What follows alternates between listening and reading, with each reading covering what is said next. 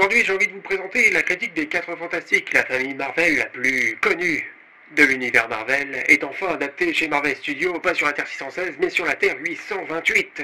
Putain, pourquoi je fais ça, moi? Ah bah oui, c'est pour se mettre dans l'ambiance, évidemment, du film. Bref, je vous balance l'intro et puis on en parle.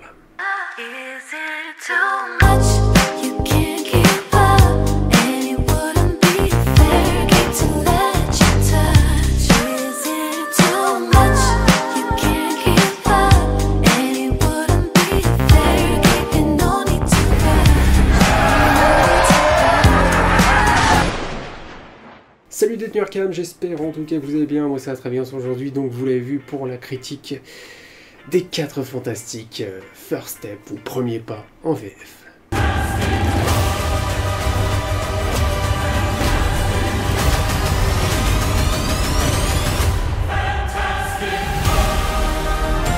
Critique sans spoiler pour démarrer, je vais essayer de vous parler un peu du film, évidemment ça va de soi sans spoiler. Et il y aura évidemment une grosse partie un peu plus spoiler, parce que j'ai quand même peur de vous dévoiler certaines choses du film. Étant donné qu'en plus j'ai vu presque aucun trailer, donc il serait compliqué pour moi de vous dire est-ce que ça c'est dans le trailer ou pas, est-ce que ça spoil ou pas, même si pour moi les trailers ça spoil pas mal de choses. J'ai vu que le premier trailer, j'avais fait d'ailleurs réaction trailer sur la chaîne, et j'avais pas vu les autres. C'est peut-être pour ça que j'ai un peu plus apprécié le film. Mais bon. Voilà, c'est comme ça que je marche. Moi, si tu me montres trop de choses, après, je perds la saveur de le découvrir en salle. C'est ce que j'ai ressenti en tout cas avec Superman. Moi, je ne ferai aucune comparaison avec Superman, parce que je vois qu'il y a des comparaisons qui sont faites. Ouais, les films, c'est des films de super-héros, mais les films n'ont rien à voir, même s'il y en a un que je trouve bien meilleur que l'autre. Je ferai juste une comparaison. Une chose où je me dis que Gunn aurait dû justement faire de cette manière-là. On va en reparler plus tard. Bref, on va suivre donc les 4 Fantastiques, qui n'est pas une origin story, même si on fait quelques petits flashbacks, on voit que voilà, quand ils partent justement dans cette expédition dans l'espace, et qui vont être touchés donc par cette tempête solaire, et vont acquérir des pouvoirs. On voit pas ce moment où évidemment ils acquièrent ces pouvoirs. Ouais, on voit pas la découverte de leurs pouvoirs. Mister Fantastic, c'est en train de voir à quel point il est élastique.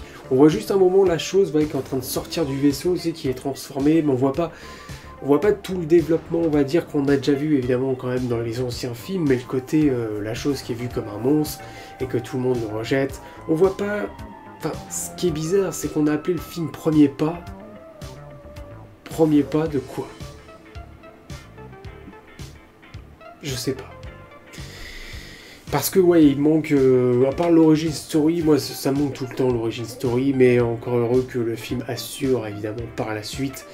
Et justement, il n'y a pas d'origin story, je me suis attaché énormément au perso. Je vais pas vous le cacher, j'ai envie de vous le dire maintenant, j'ai adoré le film. Voilà. C'est dingue parce que j'attendais un peu le film, j'étais quand même curieux évidemment des 4 Fantastiques, c'est un des projets Marvel que j'attendais avec Daredevil, Born Again, que j'ai toujours pas vu. Voilà, les 4 Fantastiques, j'étais intrigué parce que j'adore les 2 premiers films, les 2 anciens films sortis en 2005 et 2007, je crois. Ouais, avec le Surfeur d'Argent, ces 2 vieux films qui sont pas forcément aimés, qui sont un peu plus appréciés même maintenant. J'ai l'impression que même les gens sont en train de découvrir un peu ces films qui étaient très sympas, je trouve. Même pour l'époque, je les ai vus étant enfant, donc c'est peut-être pour ça mon attachement. Celui de 2015, par contre, on oublie. On le jette aux ordures. Je suis désolé, il n'y a rien qui va dans ce film. Hormis quelques effets visuels qui sont pas mal, on retire rien. On retire rien, mais heureusement, ce film est là, et heureusement que ce n'est pas un échec. Je pense que le film a sa force sur le fait qu'il soit indépendant du MCU. Indépendant, pas vers la fin, en tout cas on ne sait pas trop, mais on sait que les 4 Fantastiques vont être dans Avengers Doomsday, je vous le dis maintenant, évidemment c'est teasé à la fin, durant une scène post-crédit, il y a même marqué « Les 4 Fantastiques reviendront », ça manquait cette phrase de la voir dans les films Marvel, mais les 4 Fantastiques reviendront donc dans Avengers Doomsday, on s'en doute, on le sait de toute façon. Et justement, je pense que la force de ce film, c'est que il se suffit à lui-même. C'est exactement ce que je demande d'ailleurs à l'univers d'ici, c'est que nous faire un univers connecté, nous faire un univers partagé et en même temps faire une histoire qui soit solide. C'est le cas. Les 4 Fantastiques sont sur la Terre 828, si je me trompe pas, de toute façon sinon si je me trompe je le mettrai là. Sur la 828, donc ils sont pas sur la Terre 616 hein, du MCU. Et en fait c'est eux les stars. Ça rappelle évidemment, c'est ça que ça m'a rappelé ce film-là, ça m'a rappelé évidemment les anciens films de l'ère 2000, Marvel. Entre Spider-Man, entre les X-Men, entre Daredevil, entre Hulk, ça m'a rappelé évidemment ces films qui justement... t'avais des civils dans ces films-là qui idolâtrent juste une équipe de super-héros. On n'est pas en train de se dire, mais où était passé celui-là, où était passé celui-là. On évite ce genre d'incohérence. En même temps, je l'ai déjà dit, j'aime bien dans le MCU quand il y a plein de références, quand il y a des héros qui peuvent débarquer de nulle part, parce que c'est quand même un univers partagé. Mais là, on se concentre pleinement sur l'histoire. On se concentre aussi sur les antagonistes. On sait qui c'est, hein, Galactus et la surfeuse d'argent. Shalla-Bal, je crois qu'elle s'appelle son nom d'alien, enfin son vrai nom. Ouais, Shalla-Bal. On va en apprendre un peu sur elle aussi, on va voir pourquoi elle avait Galactus et Galactus, mais vous l'avez vu de toute façon dans les trailers. Quelle merveille! Ah, on n'est pas sur le nuage hein, du film de 2007, et pourtant j'adore le film de 2007, mais oui. Là c'est Galactus, ça c'est le Galactus que j'ai déjà vu dans les jeux vidéo, c'est le Galactus que je jouais avec lui dans Lego Marvel. Ouais, c'est Galactus quoi. Il est imposant, ça m'a rappelé un peu Eternal, c'est ce qu'on va retrouver, c'est le rapport d'échelle. Et heureusement que c'est pas John Watts qui a réalisé ce film. La réalisation est sympa. Ouais, il y a quelques petites idées, quelques petits trucs, même la manière, parce que ça se passe dans les années 50 je crois, mais il y a ce côté rétro-futuriste. Alors là tu m'as comblé, parce que j'adore les années 50, les années 60 même. Et puis tu me rajoutes du futuriste en même temps, t'as un New York qui est fictif, qui n'existe pas. Voilà, on a rajouté quelques petits trucs dans New York, c'est génial, ça colle énormément bien à l'équipe, même avec leurs costumes, ils ont des anciens costumes qui sont super bien à l'écran, ça rend super bien. Et ouais, ce Galactus, le rapport d'échelle, je vous l'ai dit, heureusement que c'est pas John Watts, parce que la réal aurait été horrible. Vous imaginez, il y a un problème avec les films John Watts, de toute façon il y a un problème avec les films Spider-Man, la colorimétrie, la mise en scène, l'iconisation, on va en reparler parce qu'on y est dans ce film. Mais voilà, quand tu vas voir Galactus, quand tu vas voir le rapport d'échelle, parce qu'en gros tu vas voir l'équipe des 4 Fantastiques qui est là, t'as Galactus qui est droit devant, qui prend tout l'écran. Alors au cinéma en plus c'est impressionnant, c'est génial. Voilà, et ça me rappelle un peu, évidemment, avec les Célestes dans Eternals, il y avait ce rapport d'échelle qui était très bien foutu. C'est la même chose donc avec Galactus dans ce film. Je pensais qu'il serait encore plus grand, mais il nous dit quand même, c'est pas du spoil, hein, mais il nous dit qu'avant il était plus petit et plus il mange, plus il grossit. C'est pas impossible. J'allais vous spoiler. Bref. On continue. Ce qui marche beaucoup, et c'est ce que j'attendais aussi le plus, c'est voir est-ce que l'équipe, est-ce qu'il va y avoir une alchimie entre cette équipe, est-ce que les interactions qu'ils vont avoir entre eux marchent, est-ce qu'on y croit à cette famille? La réponse, en tout cas pour moi, c'est oui. Ça marche super bien. Les blagues marchent, l'humour. Ah, chez Marvel, ça fait chier, mais là, mais c'est parfait. C'est parfait, c'est tout ce que je demande. Tu fais des blagues quand c'est le moment. Tu fais pas de blagues quand c'est le moment. Il faut pas faire de blagues. Voilà, quand t'as une scène dramatique, et il y en a, il n'y a pas de blague. Il n'y a rien qui désamorce. Pourtant on le sait, la chose, la torche, il y a toujours des punchlines entre les deux, il y en a. Mais c'est là quand il faut. On fait de l'humour quand il faut. Et ça me dérange pas. Ça m'a pas dérangé pendant tout le film. C'est un des films Marvel, franchement un des films du MCU, il n'y en a pas beaucoup, où l'humour est dosé comme il faut. Sérieusement. Je le dis maintenant, c'est le meilleur film post-Endgame. C'est un des meilleurs films du MCU. C'est aussi mon top 5. Ouais, franchement, j'ai pris un plaisir fou à voir ce film, pourtant je n'attendais pas grand-chose. C'est le fait aussi que j'ai pas vu beaucoup de trailers, je vous assure que ça fait du bien de ne pas voir autant de trailers. Voilà, j'aime bien pour la chaîne faire des réactions trailer, bien sûr, mais je me dis que si je peux me priver de réactions trailer, je préfère le faire. Voilà. Ça en dévoile moins, tu es plus surpris quand tu vois certaines scènes d'action. Quand je vois Superman, bon, je vais juste comparer sur l'aspect trailer, quand je vois Superman, toutes les scènes d'action, chaque chose y est dans les trailers. Tout y est, tout y est. Il n'y a plus rien, il n'y a plus de surprise, mais bon. Si vous avez aimé, ça va pas être compliqué, c'est vrai qu'en version live action, il y a les deux films 2005-2007, il y a aussi un ancien film qui date de très longtemps, que je n'ai pas vu, celui-là, il y a le film de 2015, ça va pas être compliqué. Voilà, si vous n'avez pas trop aimé ces films-là, je pense que celui-là, vous pouvez être preneur. Après, il y a un côté un peu kitsch, un peu rétro, un peu spécial, même dans la manière dont on présente les choses. C'est parfois, en fait, l'écran, il va se séparer en plusieurs carrés. Et puis, en fait, même au début, ça va assez vite. Parce que on rush, je vais pas dire rusher, parce que c'est pas mal fait. Mais on va dire qu'on rush un peu l'évolution des 4 Fantastiques. Voilà, les 4 Fantastiques ont battu par exemple l'Homme Taupe. L'Homme Taupe sera là. Les 4 Fantastiques ont battu ça, combattu ça. Voilà, on va vite expédier en fait ce qui s'est passé avant. C'est pour un peu t'introduire ces 4 Fantastiques, parce que malheureusement, oui, ça c'est toujours un petit défaut, mais il n'y a pas d'origine story au film. Donc on voit pas un peu les débuts de cette équipe, mais ça n'empêche rien au fait qu'on peut s'attacher pleinement au perso. J'étais assez sceptique au départ quand on a choisi Pedro Pascal, au final j'adore. Penn Badgley, j'aurais adoré, c'est l'acteur de Joe dans You, j'aurais adoré, c'était mon fancast en Mister Fantastic, mais je vous avoue que Pedro Pascal me satisfait bien, et pourtant j'étais un peu sceptique, hein, je le dis sur ce Pedro Pascal, mais au final je trouve qu'il fait bien le Mister Fantastic. Pour moi, Ioan Gruffudd est au-dessus.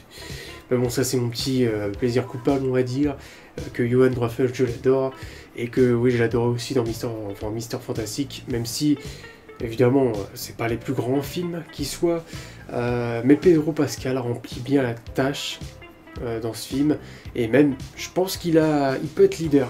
Il peut être leader, et voilà, je l'attends même dans Avengers Doomsday, ça se trouve, le mec, il va être leader. La Chose, je suis énormément attaché à lui, vraiment.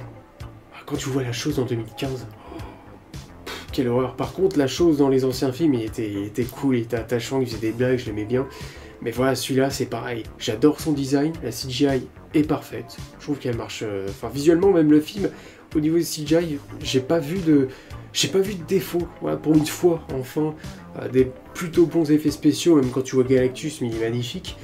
La Torche, pareil, au début, je le trouvais un peu en retrait des autres. Voilà, justement, je voyais pas la Torche que j'ai connue avec Chris Evans, qui faisait énormément de blagues. Mais au final, on retrouve la Torche qui aime les femmes, qui aime l'humour, qui fait que des blagues. Enfin, il en fait pas mal, mais il en fait pas trop. Quand je l'ai dit, c'est dosé. Voilà, c'est tout ce qui importe. Et Vanessa Kirby. La femme invisible. Oh. Ça y est, enfin, je tiens la super-héroïne du MCU que je préfère. Sincèrement, enfin, je vois un personnage féminin que j'adore. Tout de suite. Bon, maintenant il y a Jessica Jones qui va arriver dans la saison 2 de Born Again, et j'adore Jessica Jones, donc évidemment c'est elle qui est en #1. Mais ouais, ce personnage-là, je sais pas, je l'ai tout de suite apprécié, j'ai tout de suite adoré. Elle a une prestance, Vanessa Kirby, je trouve, dans le rôle. Elle est parfaite. Elle est surpuissante, elle a des scènes qui sont iconiques, vous allez voir, mais c'est un truc de fou. J'ai pas beaucoup de défauts, même le film, au niveau du rythme, ça avance, ça va super bien même. Hormis que, voilà, je l'ai dit, il n'y a pas d'origin story, bon, ça me fait un peu chier, mais ça n'empêche pas que, voilà, on s'attache au perso, c'est ce que je craignais un peu. On a des enjeux, on a des scènes qui sont, qui ont des enjeux puissants. Même il y a des moments où ça me surprend, ça me suit, même me lâcher une larme, non sérieusement je déconne pas. Ouais, le film m'a pris. Voilà, le film m'a pris et ça fait du bien de voir du MCU qui fait plaisir à ce point-là. En partie sans spoil, c'est tout ce que je devrais dire, parce que j'ai pas d'autre chose à dire, qui manque un peu, où on doit sauver des civils.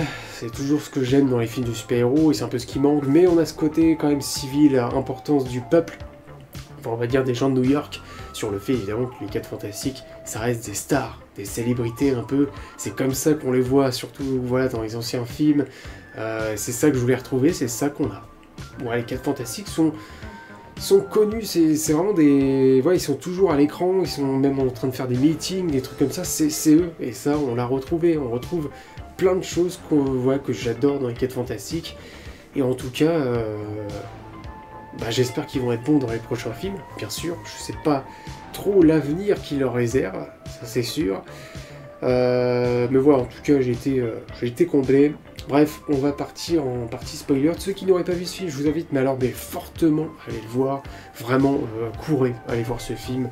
En tout cas, moi j'ai adoré. Alors, avis perso, on n'est pas obligé de tous aimer évidemment ce film. Mais en tout cas, très bonne réussite. Enfin, c'est quand même le début de la phase 6. Et ça commence très bien. Ça commence très très bien. Voilà. C'est vrai que la phase 5 c'était un échec. La phase 5 ça a été dur, mais là commencer avec cette phase 6, eh ben, je dis bravo. Enfin, on se prend en main, alors j'espère. Parce que souvent, parfois, quand on a un projet qui est bon, on se dit ça y est, Marvel is come back. Mais au final, derrière, c'est en train de chuter. Donc on verra bien évidemment ce que ça donne. Bref, on passe tout de suite en partie spoiler. N'hésitez pas à liker, à vous abonner. Évidemment, tous ceux qui vont nous quitter maintenant. Et on passe tout de suite en partie spoiler. Ils sont célèbres dans le monde entier. Veuillez applaudir vos amis les 4 fantastiques. La surfeuse argent, j'ai adoré le perso. Le fait que, voilà, on avait un surfeur avant dans l'ancien film que j'avais aussi adoré. Je me suis dit, bah là c'est une femme, bon elle existe dans les comics, attention. Et souvent il y avait des critiques, ouais ils ont changé le perso, ouais c'est une femme, mais au final, mais qu'est-ce que c'est bien. Vraiment, elle est aussi imposante que que l'autre personnage masculin qu'on avait dans les anciens films, elle est aussi imposante. Vraiment, quand tu la vois débarquer sur Times Square, c'est ce genre de choses qui me manque parfois dans les films de super-héros, c'est sentir le fait que comment les héros vont y arriver, et ce côté qu'on avait un peu aussi, je vais faire la comparaison, mais avec Man of Steel. Ouais, c'est le côté impactant de la scène, le côté où là, il y a des enjeux, la Terre est en danger, et c'est la manière dont le méchant arrive sur Terre. Que ce soit General Zod, tu sais, qui arrive sur les télés, et là tu sens que l'ambiance commence à être, même dans la salle de ciné, tu sais, l'ambiance qui commence à être assez sombre. Voilà, tu sens qu'il y a une grosse menace qui arrive, et même la musique, mais la musique parlons-en. J'ai pas retenu vraiment la BO, le thème principal des 4 fantastiques, je sais pas s'il y en a vraiment une, peut-être que quand je vais revoir le film, j'entendrai, mais les musiques, voilà ce que je veux. Il y a quelques musiques évidemment des années 50, parfait, mais derrière il y a quand même une BO, il y a quand même une BO qui arrive. Tout ce que je demande. Des musiques vraiment qui accompagnent énormément bien les scènes, vraiment qui me font même ressentir des frissons, il faut le dire, moi j'ai eu des frissons. Et voilà, dès qu'elle arrive sur Terre, qu'elle annonce la menace, que Galactus arrive, et là on voit Galactus en son vaisseau, il est encore loin de la Terre hein, bien sûr, et les 4 fantastiques, j'adore voilà, ce moment où voilà, encore une fois ils font une interview à la télé, ils font un espèce de meeting où ils disent on va vous sauver, on va partir, on va revenir, la scène dans l'espace est super, on retrouve pas le...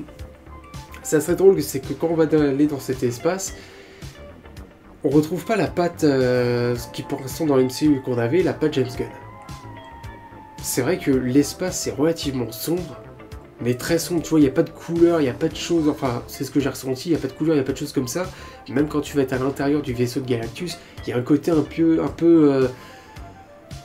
Independence Day par exemple, ou Alien, pas forcément Alien, parce que je trouve qu'il n'y a pas le truc, il n'y a pas le côté organique qu'on a un peu dans les vaisseaux, mais voilà, on ressent pas la patte James Gunn. Alors je ne demande pas d'avoir James Gunn partout, mais c'est vrai que pour l'instant, depuis le MCU, l'univers cosmique s'est beaucoup inspiré de ce que James Gunn avait fait dans les Gardiens de la Galaxie, et là, alors peut-être c'est vrai qu'on est dans un autre espace, on n'est pas sur l'espace de la Terre 616, mais c'est vrai que là, quand t'as Galactus, mais qui est dans son vaisseau, c'est un espèce de rond. On a l'impression que c'est un gros aspirateur.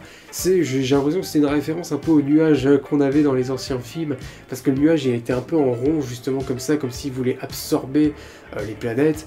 Et puis on va le voir, à un moment donné, il a détruit une planète entière. Galactus, on sait qui c'est pour ceux qui ont lu des comics, mais même moi, ouais, je savais un peu qui c'était, le dévoreur de monde. Mais voilà, la scène dans l'espace où ils vont aller le voir, Ouais, même à ce moment-là, mais c'est le moment où il faut faire quelques blagues, parce que oui, c'est un très bon moment, mais une fois qu'on est devant lui, c'est fini. C'est fini, on fait plus de blagues. Ouais, parce que quand tu vas voir un mec qui est immense devant toi, mais tu vas voir la tête du gars avec les yeux.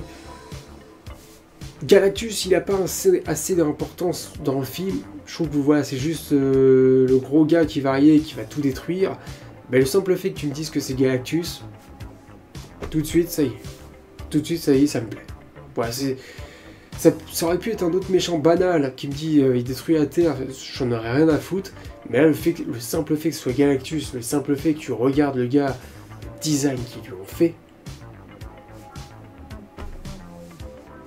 voilà, c'est le design du Galactus. Enfin, c'est le design en tout cas que moi je connais. Donc, c'est parfait. Tout simplement. Et on sent la menace du méchant qui déconne pas, quand même. Parce que, je vous dis, il a pas assez d'importance, mais le moment où il dit...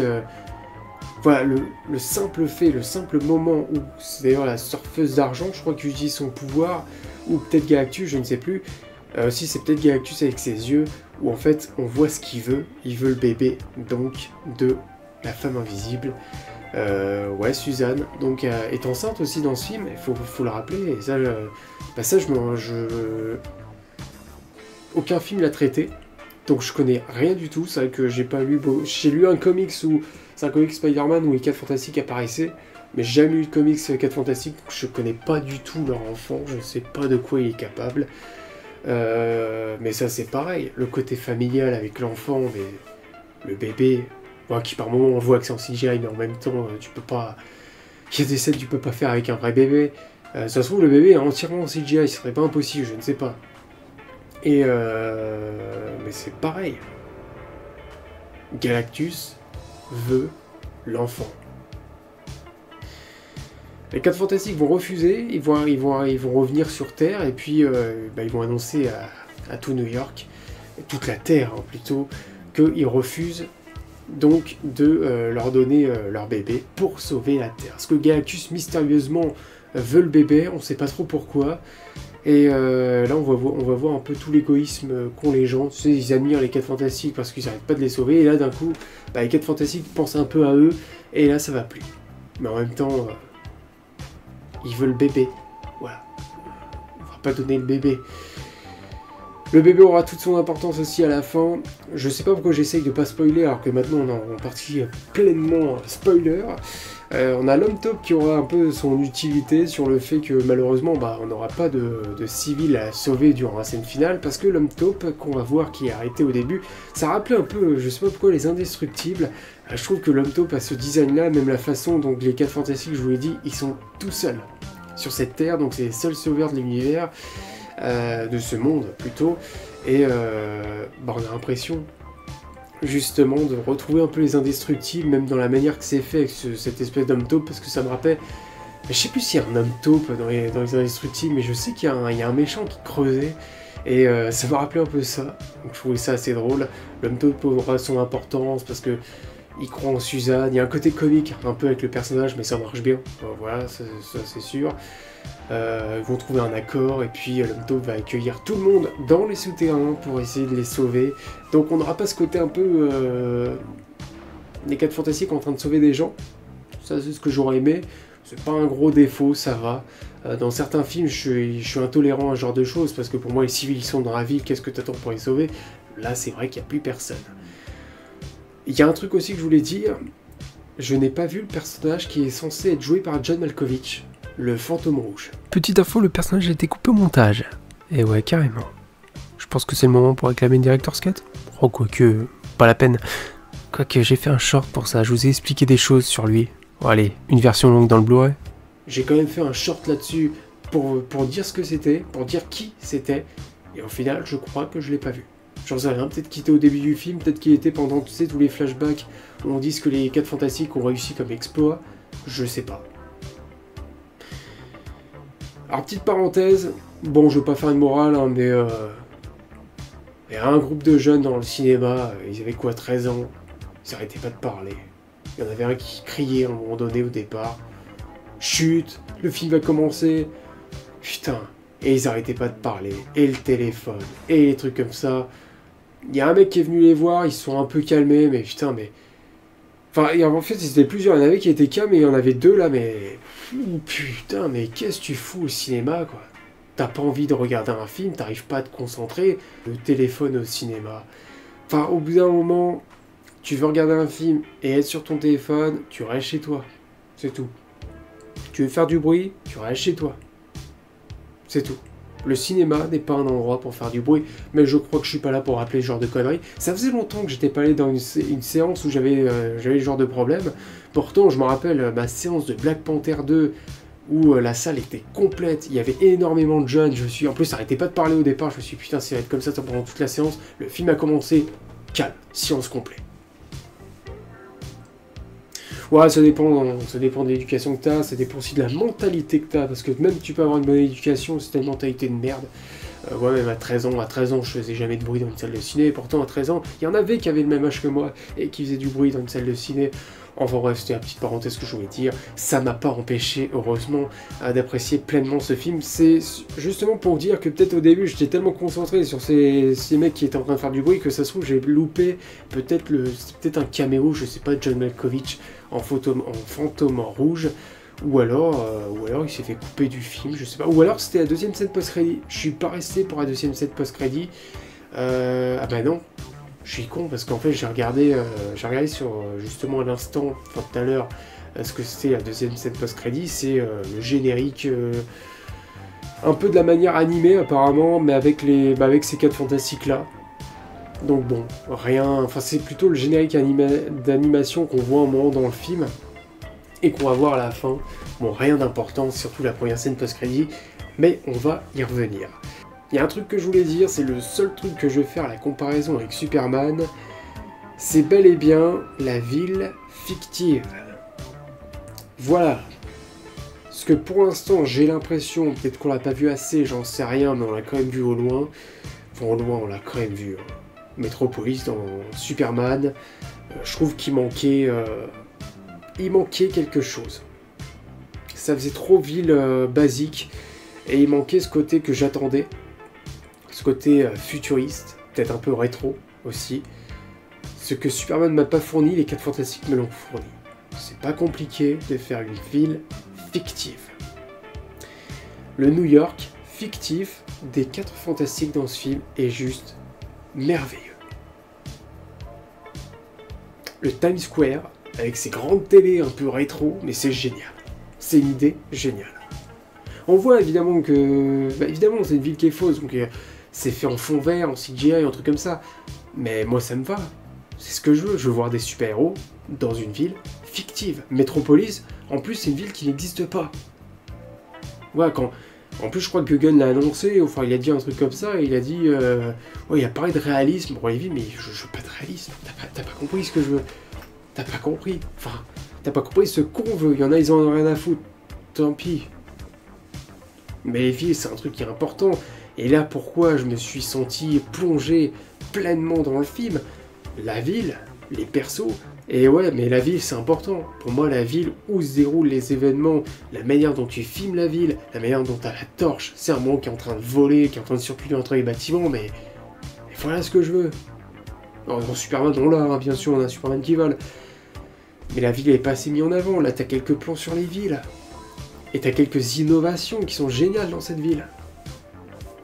Voilà, c'est la seule petite comparaison que je ferais, parce que je suis pas là pour comparer les deux, pour moi ça n'a aucun intérêt. J'ai vu des gens qui comparent, qui disent bah, Superman était mort, Superman t'a enterré. Non, je suis pas là pour dire ce genre de conneries, c'est pas la même chose. Ou encore, James Gunn a fait des bons trucs en représentation de certaines choses, la forteresse de solitude, évidemment j'y pense. Mais voilà, ça manque, enfin dans Superman plutôt, ça manquait ce genre de truc que j'ai retrouvé dans les 4 Fantastiques étonnamment. Mais bon, c'est la Terre 828, nous sommes pas sur la Terre 616, donc nous avons pas le New York que nous connaissons, mais quand tu vois le Baxter Building, il est merveilleux. Quand tu vois l'intérieur avec Herbie, c'est le petit robot, même quand on t'annonce que la femme invisible, Suzanne, est enceinte, et bah il y a Herbie qui... Ouais, c'est des petites scènes comiques, mais c'est des scènes... Ouais, c'est ce qui me plaît avec les 4 Fantastiques, c'est ce qu'il faut avec les 4 Fantastiques, c'est cette légèreté que t'as entre les persos, ces petites blagues de comiques, un peu de situation, ouais, où il se passe des... Voilà, rien qu'Herbie qui est en train de mettre des protections sur des prises, moi je trouvais ça génial. Ouais, ça c'est drôle, ça me plaît. C'est comique, c'est enfantin, et ça va avec justement cette famille. Voilà. Même la relation entre Johnny et Suzanne, voilà, parce que c'est frères et sœurs, voilà, je trouve que Johnny est très attaché à sa sœur, on ressent la chose. Je l'adore. Je l'adore. Il est super. Il a la même taille un peu que les autres, mais un peu plus baraque, évidemment, parce que c'est l'homme pierre. En plus, à un moment, il a une barbe, c'est parfait aussi. Les plans qu'ils vont avoir, parce que Red Richards, voilà, il fait marcher son cerveau, on retrouve évidemment un grand tableau avec des formules, ça c'est du Red Richards, voilà, qui fait des recherches, qui aussi va analyser son bébé, mais c'est tordu aussi comme histoire, qui va analyser son bébé, voilà, pour savoir pourquoi Galactus veut ce bébé. Il y a ce grand mystère autour de ce Galactus, d'où il vient, d'où il sort, pourquoi il veut le bébé. La petite origin story de Shalabal aussi qui est très sympa. Ça dure pas longtemps, hein, mais en fait c'est tout con. Elle a fait épargner sa planète mais au détriment de servir Galactus toute sa vie. Donc elle est devenue complètement argentée avec son surf. On a des scènes avec le surf que j'ai adoré aussi. Voilà, elle peut passer à travers tout le monde. On sent qu'elle est surpuissante. Et aussi cette relation entre la torche et la surfeuse d'argent, parce que c'est vraiment les deux qui vont avoir le plus de contact, ouais, le plus d'interaction. Johnny qui est tombé sous le charme, mais c'est du Johnny Storm, c'est ça, voilà, j'ai reconnu Johnny Storm, du peu que je connais, évidemment avec les anciens films, ou quelques dessins animés aussi, je l'avais vu, c'est Johnny Storm.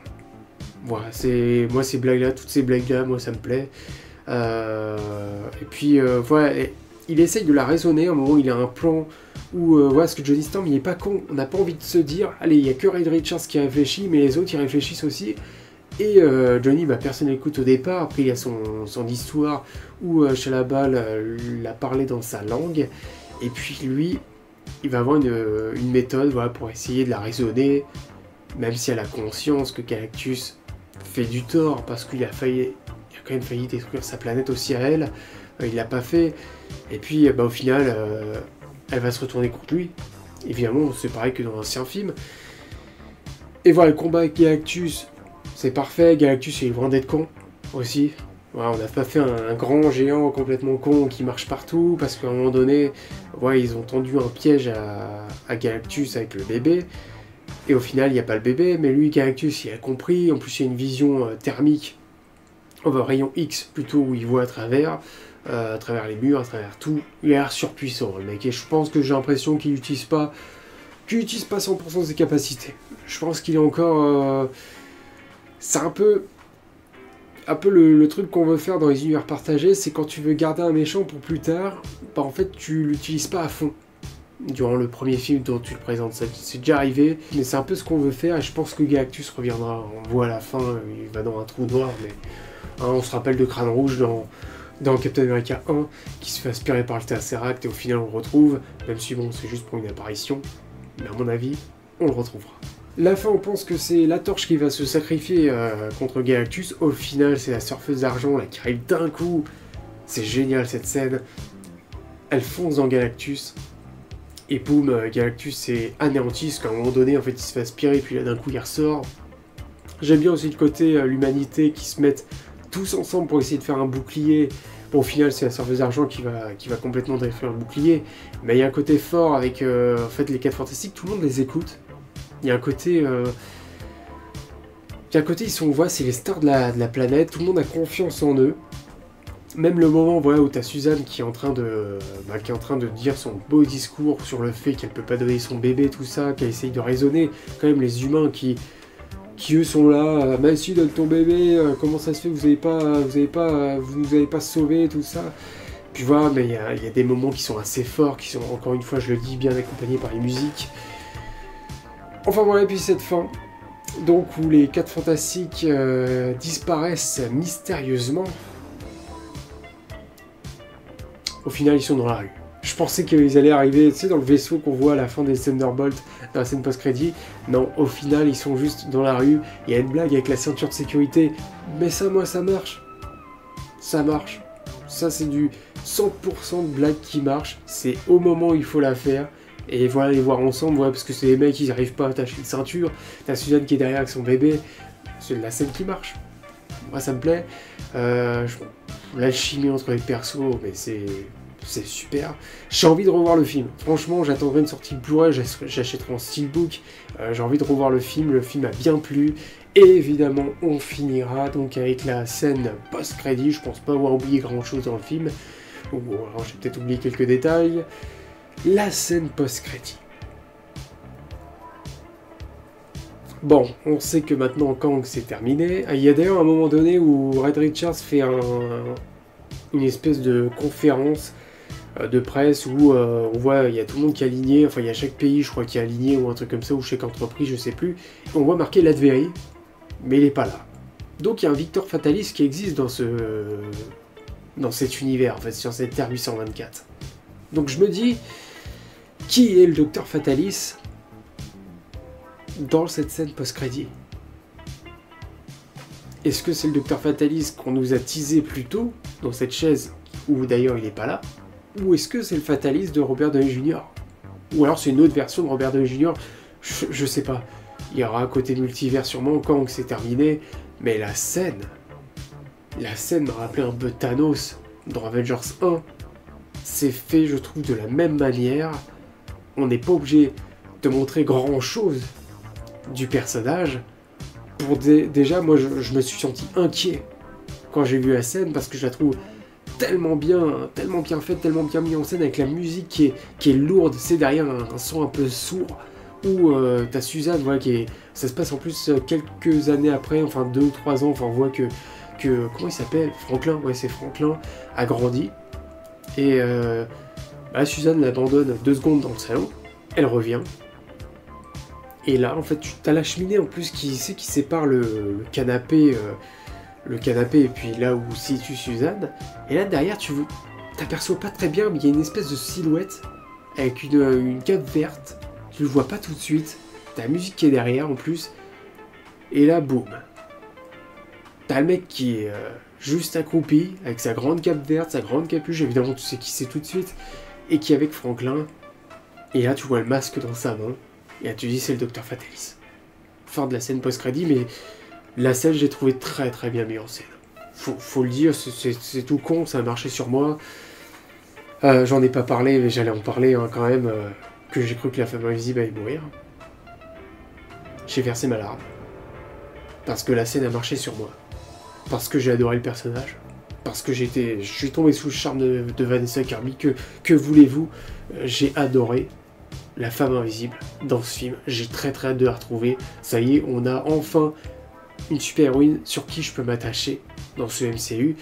Il n'y a pas eu grand monde en super-héroïne. J'ai jamais forcément apprécié Black Widow.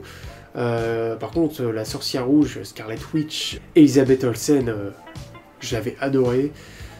Même en côté méchant dans The Multiverse of Madness, je la trouvais très très menaçante aussi. Donc ouais, elle, j'avais adoré, mais c'est vrai qu'il n'y a pas beaucoup de persos. Gamora, si je l'avais beaucoup aimé aussi, mais bon, malheureusement on l'a fait mourir un peu vite quand même. C'est bien dommage, même si on a une autre, hein, mais bon, c'est pas pareil. Mais là, j'ai versé ma larme, parce que j'ai trouvé la scène tellement belle. Voilà, j'ai retrouvé en fait ce que j'avais adoré dans les films Avengers, je l'ai retrouvé dans ce film. Je sais pas, il y a de l'épique, il y a des émotions, il y a de l'action, il y a des antagonistes puissants. Que demander de plus? Ouais, voilà, quand on pose donc le bébé Franklin sur elle, et que là, elle va revenir à la vie, on se dit Franklin a des pouvoirs, on ne sait pas lesquels, ils ont l'air puissants. Je ne connais pas Franklin, c'est ça le truc, si vous connaissez Franklin des comics, n'hésitez pas à me faire un petit débrief, là, un petit synopsis ou une petite explication dans les commentaires, ça serait cool. Ou sinon je vais me renseigner, ce sera plus simple aussi, mais j'aime bien quand on me renseigne aussi, c'est pas mal. voilà, exprimer vos connaissances en tout cas. Mais voilà, ce moment où le bébé est posé, et puis là elle reprend vie. En plus, voilà, c'est ce côté famille, voilà, qui sont auprès d'elle, qui n'ont pas envie de la voir mourir. Puis voilà, mais à ce moment-là, mais cette scène est bourrée d'émotions. Elle marche, cette scène. Il n'y a pas... Et pourtant, dans un film de MCU, tu t'attends, oh, putain, il y en a un qui va sortir une blague à ce moment-là, c'est sûr. Non, non, il n'y a pas besoin de ça. Voilà, je ne vais pas en parler plus longtemps. Les 4 Fantastiques reviendront pour Doomsday, nous le savons. Je suis limite plus hypé pour Avengers Doomsday grâce à ce film. Parce que là, pour l'instant, je n'étais pas trop hypé, mais je suis hypé vraiment pour les retrouver. Parce que les Avengers, ça dure. Donc ouais, je crois que j'en avais déjà parlé de ce genre de choses, mais en termes de casting, il n'y avait pas grand-chose qui me vendait du rêve dans les Avengers. Sam Wilson, heureusement, il m'a pas tant... J'aime bien, mais il m'a pas tant marqué que ça. On aura qui? On aura le Professeur Hulk, rien à foutre. On aura le retour peut-être de Thor, mais là, maintenant... C'est vrai que les Avengers ne me vendent pas du rêve. On a le retour, évidemment, des X-Men, mais c'est les X-Men de la Fox, que j'adore, bien sûr. Comment ça va être fait, je ne sais pas. Mais maintenant qu'on a les 4 Fantastiques, maintenant qu'on me les a présentés, maintenant que je les ai adorés, allons-y. Et puis le Docteur Fatalis, on verra bien ce que ça donne aussi, bien sûr. J'espère en tout cas que ça ne sera pas une blague. T'imagines, on reprend Avengers Doomsday avec cette scène, et au final, le Docteur Fatalis, c'est juste la chose en train de déconner. Non, j'espère pas ce genre de truc, hein, bien sûr. Mais on verra. Après, on verra ce que ça donne. J'espère que ça sera pas une blague. En tout cas, moi, la scène, je l'avais trouvée menaçante. Donc, il n'y a pas intérêt à en faire n'importe quoi. Voilà, j'espère en tout cas que cette vidéo vous a plu. N'hésitez pas à me dire dans les commentaires. Est-ce que vous avez vu les 4 Fantastiques? Moi, tant qu'on est en partie spoiler, j'imagine que oui. Mais si vous l'avez vu, qu'est-ce que vous en avez pensé? Est-ce que vous l'avez adoré? Est-ce que vous l'avez juste simplement aimé, trouvé bien? Ou est-ce que vous l'avez détesté? Est-ce que c'est pas votre truc? En tout cas, moi, j'ai été pleinement satisfait par le film. Ça fait longtemps que je n'ai pas autant apprécié un film du MCU. Mais là, mon avis à chaud, il est dans le top 5 MCU. Est-ce que par la suite, il redescendra? Je ne sais pas. Mais pour l'instant, ouais, j'ai ressenti ce que je voulais voir dans un film Marvel, dans un film de super-héros. En tout cas, je suis comblé. Voilà. N'hésitez pas en tout cas à liker cette vidéo, à vous abonner bien sûr si, évidemment, la vidéo vous plaît, si vous en voulez voir un peu plus. Je suis moins actif en ce moment sur YouTube parce que j'ai plein d'occupations. Voilà, mais quand je serai posé vraiment dans mon appartement, quand j'aurai fait tout ce que je dois faire aussi, je pense que ça ira mieux. Mais j'ai quand même pu vous faire ces critiques des 4 Fantastiques. Je vais essayer quand même de vous faire la réaction teaser de Spider-Man, Brand New Day, que je n'attends absolument pas. J'attends pas parce que franchement c'est Spider-Man de Tom Holland. Mais je crois que c'est plus John Watts à réal. Je vais peut-être le faire, peut-être. Bref, je vous souhaite la bienvenue à l'île d'Arkham. Allez, salut.